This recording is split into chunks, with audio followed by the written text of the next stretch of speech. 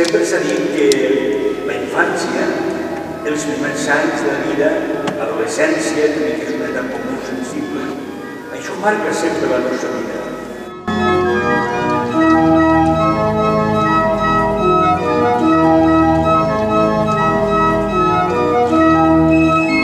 Gràcies a la convidada, perquè això me dona l'oportunitat d'estar entre vosaltres.